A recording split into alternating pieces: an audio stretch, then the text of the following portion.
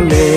তুই পরের বাহু ডোরে আমার ভেতর যাচ্ছে পুরে তুই হিনা এই আমিটা তিলে তিলে যাচ্ছে মোরে